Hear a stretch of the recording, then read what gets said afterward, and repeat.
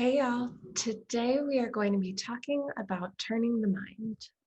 And turning the mind is a reality acceptance skill, which means it's really important to first have a grasp of what exactly reality acceptance is and when it's indicated or effective to work on accepting reality. So if you haven't already, either scan this QR code, navigate to the YouTube link on the screen, and make sure you check out Amanda's video on reality acceptance before you jump into using the skill of turning the mind. So what is turning the mind? Turning the mind is like facing a fork in the road with one path that moves you towards rejecting reality and the other path that moves you towards accepting reality. And the goal here is to practice turning the mind towards acceptance and away from reality rejection when you've decided that that's indicated, effective, or useful. So turning the mind is really like choosing to accept. And acceptance does require some sort of choice in that people have to choose to turn their minds in the direction of acceptance and away from rejecting. Um, and often for many of us, acceptance might only last a moment or two. Say every time we turn our mind, um, it might last a few minutes. And the more painful an event is, typically the longer it takes and the more effort it takes to accept it fully. And for this reason, we often find that the choice to turn the mind needs to be made every day, often say many times a day, or even multiple times within an hour or a minute, where you're making this active choice to turn your mind towards acceptance. And an example here is that, say, your family wants to decide what movie to go see, or you're on a date and someone chooses a different movie than you.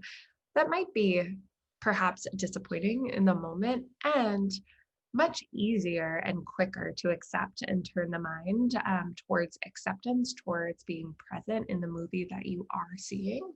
Whereas if you don't get a job offer that you want, you don't get into a school or aren't actively working towards the career that you want, or if a child has become ill, your partner disabled by a car accident, all of these things can be so much harder to practice this skill for and to require progressively more effort and more intentionality in turning the mind towards acceptance.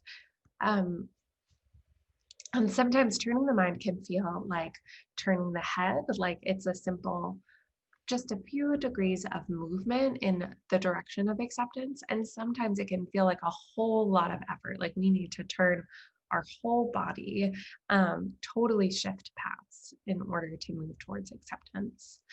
And this can show up with things that, like being able to accept that we are who we are, being able to accept our imperfections, and knowing that not doing so, that continuing to stay on the path of rejection can ultimately cause us a whole lot of suffering, grief, and sadness.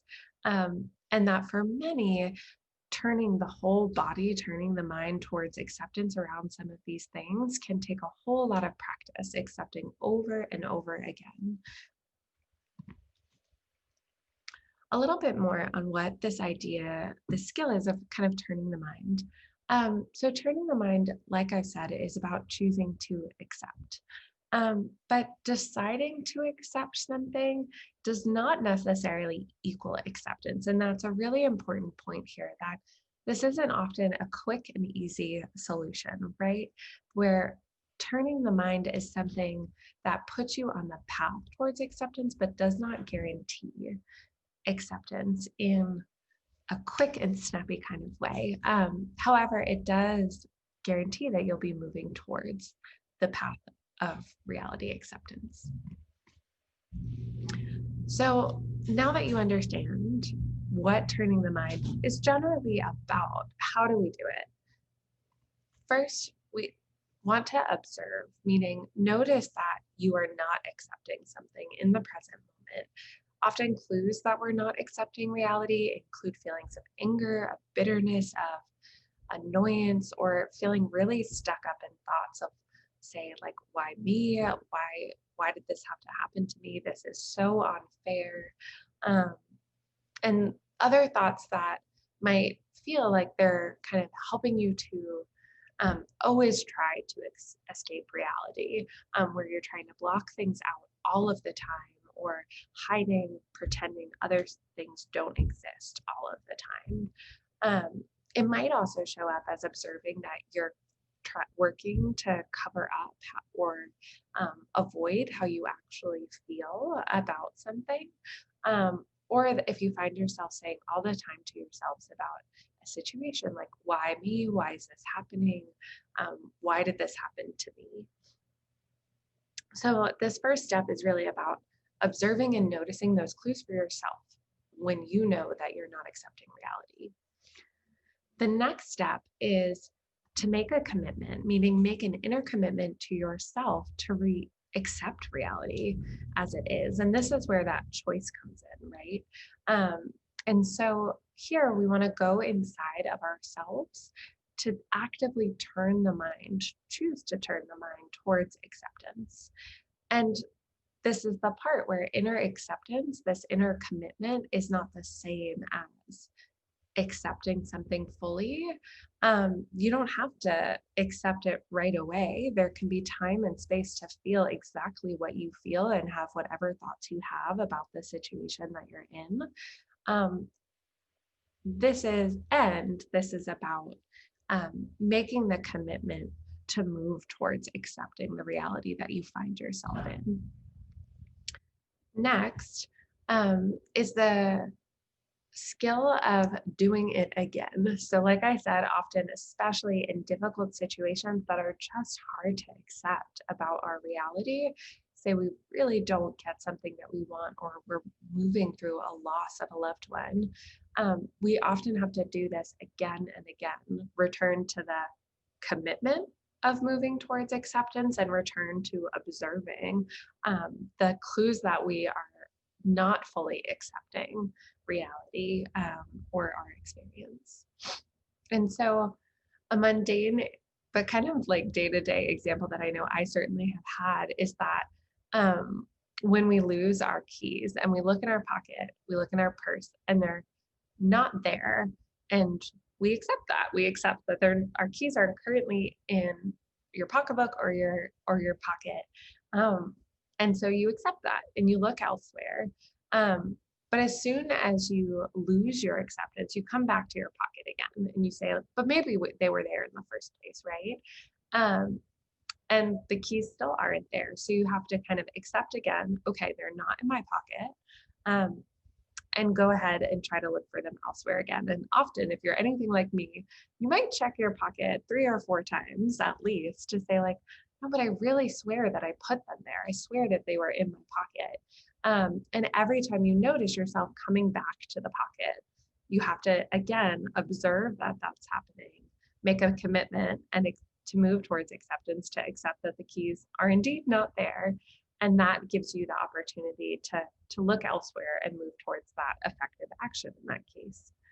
And the final step here is developing a plan.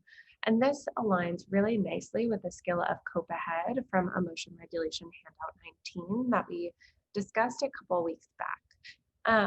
And the idea here is that planning for the future, especially planning for situations in the future that are going to be difficult to use skills in or difficult to accept, can be tremendously helpful in allowing us to access the skills that we need and to act effectively. And so the idea here is that by thinking through what you usually do when you are not accepting reality, what clues alert yourself to know that you're drifting away from acceptance, how you would be able to observe that you're not accepting a reality that it would be helpful to accept. By observing that in advance, we become more and more likely to actually be able to observe it in the moment.